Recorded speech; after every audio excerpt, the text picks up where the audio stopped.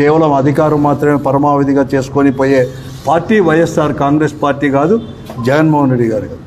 అందుకోసమే ఇప్పటికే రైతు సమస్యలపైన కానీ లేకుంటే పెద్ద పెనుభారం అనేది కూడా ఎలక్ట్రిసిటీ ద్వారా కూడా వారు వేస్తూ ఉంటే దానిపైన కూడా వినతి పత్రాలు ఇచ్చాం.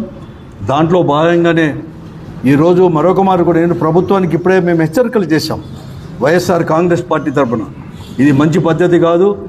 వెంటనే ఫీజులు కూడా ఫీజు రియంబర్స్మెంట్ అన్నీ కూడా పాత బకాయిలు ఈ సంవత్సరం బకాయిలు అవన్నీ కూడా చెల్లించి ప్రజల యొక్క జీవితాలతో ఆడుకోకుండా వారి యొక్క ఆడుకోకుండా కూడా వెంటనే చెల్లించాలని చెప్పేసి మేము ఇప్పుడు చాలా మార్లు కూడా మా వైఎస్ఆర్ కాంగ్రెస్ పార్టీ అధ్యక్షులు జగన్మోహన్ రెడ్డి గారితో పాటు మేము అందరూ కూడా అనేక రకాలు కూడా చేశాం.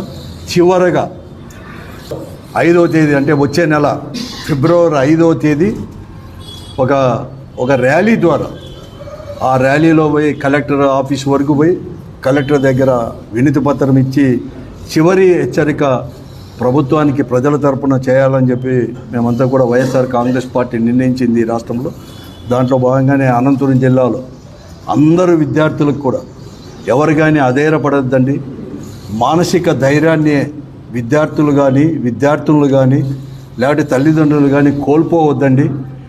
ప్రభుత్వం కన్నా మీకు ఆదుకోకపోతే వెంటనే చేయకపోతే మీ తరపున పోరాడడానికి వైఎస్ఆర్ కాంగ్రెస్ పార్టీ జగన్మోహన్ నాయకత్వంలో ఉంది అని చెప్పేసి కూడా మేము వచ్చేసి 5వ తేదీ కూడా పెద్ద ఎత్తున ర్యాలీ తీసుకెళ్ళిపోతున్నాం.